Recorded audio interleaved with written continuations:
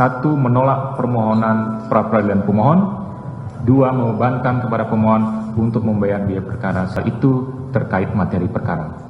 Menimbang bahwa berdasarkan pertimbangan yang telah diuraikan di atas, maka tindakan termohon menetapkan pemohon sebagai tersangka adalah sah menurut hukum. 4. Sah atau tidaknya penahanan yang dilakukan oleh termohon terhadap pemohon. Menimbang bahwa syarat yang harus dipenuhi oleh termohon sebelum melakukan penahanan terhadap seorang tersangka diatur dalam pasal 21 KUHP. Menimbang bahwa alasan utama pemohon mendalilkan bahwa penahanan atas diri pemohon adalah tidak sah karena proses penyidikan dan penetapan tersangka atas diri pemohon tidak sah. Menimbang bahwa oleh karena proses penyidikan yang dilakukan oleh termohon telah sesuai dengan prosedur yang berdasarkan hukum dan penetapan tersangka atas diri pemohon telah didasari atas minimal 2 alat bukti yang sah menurut pasal 184 KUHP, maka selanjutnya termohon dapat menggunakan kewenangannya melakukan penahanan terhadap termohon.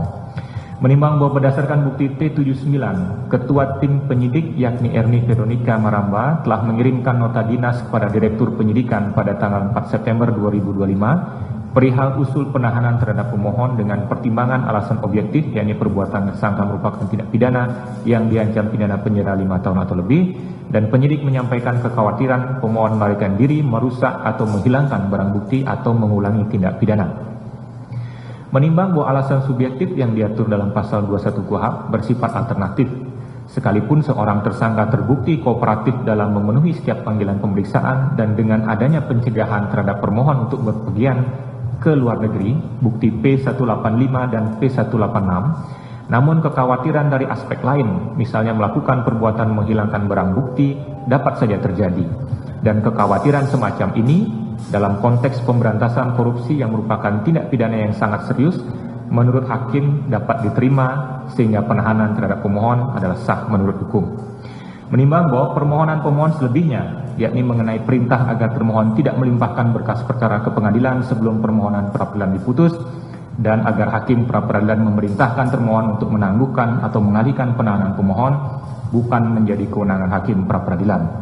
Menimbang bahwa berdasarkan pertimbangan di atas, maka ternyata permohonan pra-peradilan pemohon tidak beralasan menurut hukum dan sudah sepatutnya ditolak. Menimbang bahwa oleh karena permohonan pra-peradilan pemohon ditolak, maka biaya yang timbul dalam perkara ini haruslah dibebankan kepada pemohon sejumlah nihil.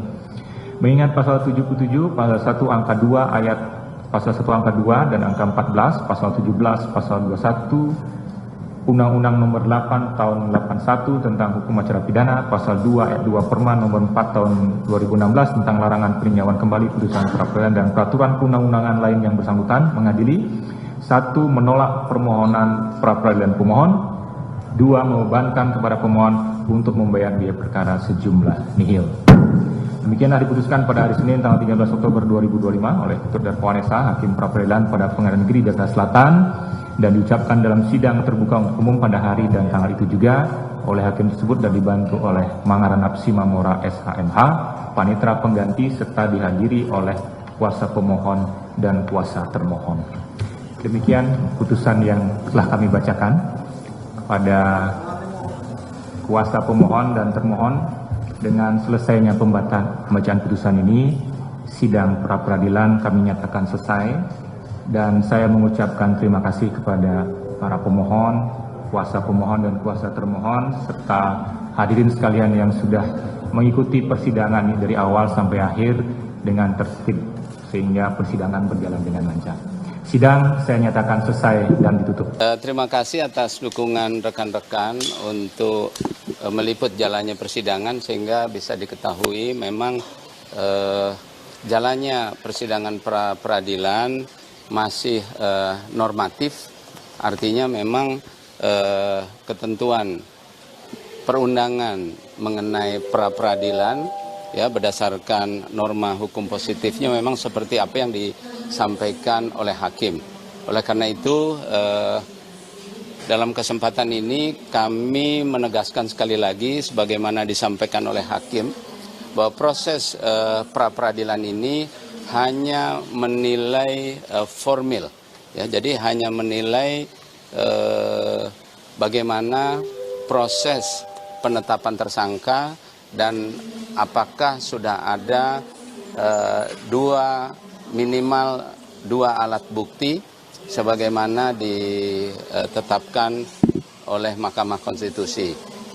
Memang di dalam putusan Mahkamah Konstitusi tidak menjelaskan dua bukti permulaan itu seperti apa. Dan memang ini adalah suatu kelemahan ya, yang secara normatif memang sudah begitu adanya. Tadinya kita mengharapkan bahwa hakim akan melakukan terobosan hukum sehingga dapat memberikan suatu penemuan hukum, namun rupanya hakim tetap berpedoman kepada norma-norma positif sebagaimana ketentuan yang kaku tersebut. Nah, oleh karena itu sekali lagi bahwa proses peradilan ini baru membuktikan administrasi daripada penetapan tersangka sebagaimana tadi juga sudah ditetapkan.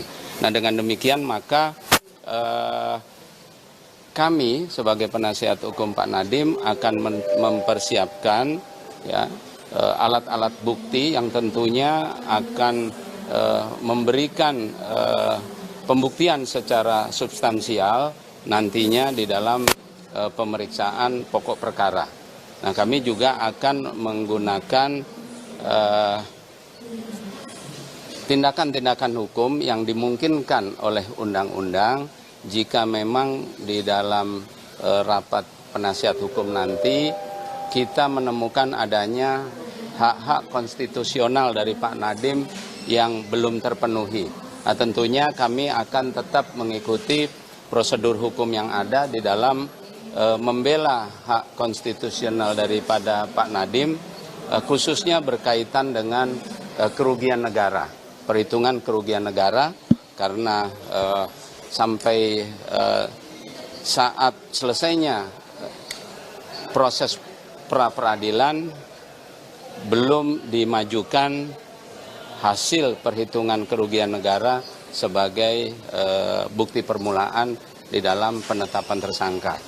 Nah, walaupun bagi kami hal ini merupakan sesuatu yang harus dipertimbangkan sebelum dilakukannya penetapan tersangka, namun dikarenakan undang-undang tidak menyatakan demikian, maka tentunya kami harus mengambil langkah-langkah hukum yang lain agar kepastian hukum dan persamaan hukum yang merupakan hak konstitusi dari Pak Nadiem dapat tetap dipenuhi.